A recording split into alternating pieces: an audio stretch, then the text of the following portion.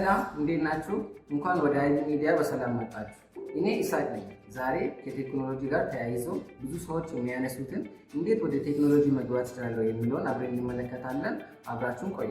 ደስ የሚለው ነገር ወደ ቴክኖሎጂ ለመግባት ግዴታ የኮምፒውተር ሳይንስ ዲግሪ ወይ ደግሞ የረጅም ዓመት ኮዲንግ ስኪል ሊኖራችሁ አይገባም። ቴክኖሎጂ በደንብ ወደ ማወቅ የሚወስዱን ብዙ መንገዶች አሉ። እንግዲህ ቴክኖሎጂ እያንዳንዱ የህይወታችን ክፍል እየቀየረ ነው። ከስራ እስከ ንግድ እንዲሁም ደግሞ በየቀኑ የምናደርጋቸው ኮሚኒኬሽኖችን ጨምሮ ማለት ነው። ተማሪ ልትሆኑ ትችላላችሁ ወይ ደግሞ የተለያየ የስራ ዘርፍ ላይ ልትሆኑ ትችላላችሁ። ግን ቴክኖሎጂ ለሁሉም የሚሆን ስለሆነ ያለምንም መቸገር የምትፈልጉትን ነገር መማር ትችላላችሁ።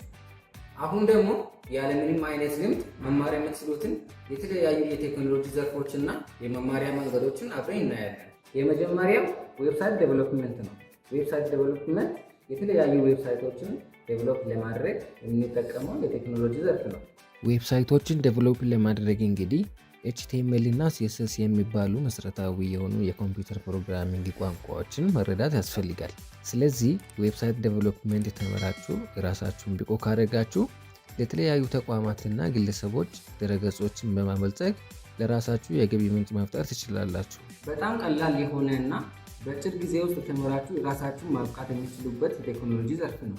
ሌላኛው UI UX ዲዛይን ነው። ክሪኤቲቭ ከሆናችሁ የተለያዩ ነገሮችን ዲዛይን ማድረግ ላይ ልምድና እውቀት ካላችሁ ወይ ደግሞ ፍላጎት ካላችሁ UI UX ዲዛይን ለእናንተ በጣም አሪፍ ሙያ ሊሆን ይችላል። UI UX ዲዛይን ስልካችን ላይ ወይ ኮምፒውተራችን ላይ የምንጠቀማቸው የተለያዩ አፕሊኬሽኖች እንዴት እንደሚታዩና ስንጠቀማቸው ምን እንደሚመስሉ ላይ ያተኮረ የቴክኖሎጂ ዘርፍ ነው። ሶሻል ሚዲያ በጣም የምትጠቀሙ ከሆነ ዲጂታል ማርኬቲንግ ሌላኛው ለጀማሪዎች በጣም ቀላል የሆነ የቴክኖሎጂ ዘርፍ ነው። ዲጂታል ማርኬቲንግ ወይ ደግሞ ዲጂታል ግብይት ምንድን ነው ካላችሁ፣ ዲጂታል ማርኬቲንግ የሚያተኩረው የተለያዩ ሶሻል ሚዲያ ፔጆችን ማስተዳደር እንዲሁም ደግሞ የተለያዩ ሶሻል ሚዲያዎችን ተጠቅመን የተለያዩ ፕሮዳክቶችን ማስተዋወቅን የሚካተት ነው። የዲጂታል ማርኬቲንግ እውቀት ካላችሁ የተለያዩ ነገሮችን ኦንላይን ማስተዋወቅ ወይ ደግሞ መሸጥ ትችላላችሁ።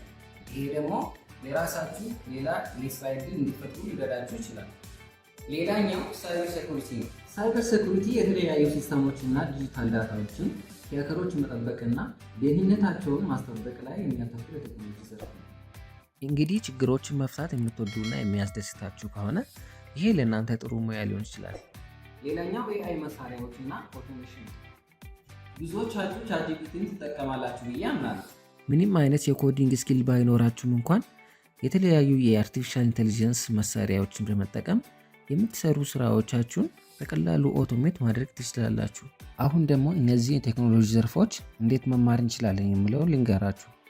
አንደኛ፣ አንድ የቴክኖሎጂ ዘርፍ መምረጥ። በእርግጥ ሁሉንም ነገር በአንዴ መማር አይቻልም። ስለዚህ አንድ ምረጡና ቢያንስ ከምትሰሩት ስራ ጎን ለጎን በቀን ለ15 ደቂቃ ጊዜ ሰጥታችሁ ብትማሩና ብትለማመዱ ጥሩ ውጤት ልታገኙ ትችላላችሁ። ሁለተኛ፣ ነፃ ምንጮችን ይጠቀሙ። የመረጣችሁትን የቴክኖሎጂ ለመማር ብዙ ነፃ አማራጭ ምንጮች ይኖራችኋል። ለምሳሌ የተለያዩ የዩቱብ ቱቶሪያል ቪዲዮዎች እና ኦንላይን ግሩፖችን መጠቀም ትችላላችሁ። ሶስተኛው እና ዋነኛው እየተማራችሁ መለማመድ። የትኛውም የቴክኖሎጂ ዘርፍ ስትማሩ እየተማራችሁ ትናንሽ ፕሮጀክቶችን እየሰራችሁ ብትሄዱ ይመከራል። ምክንያቱም ፕራክቲስ እያደረጋችሁ መማር ከሁሉም የተሻለ ነውና ቶሎ ልምድ እንድታገኙ ይረዳችኋል። እንድንሰራላችሁ የምትፈልጉትን ሀሳብ ኮሜንት ላይ ጻፉልን። እስካሁን ከተደሰታችሁና ቪዲዮ ከተመቻችሁ ላይክ፣ ሼር እና ሳብስክራይብ አድርጉልን። እስካሁን ስለተከታተላችሁ እናመሰግናለን።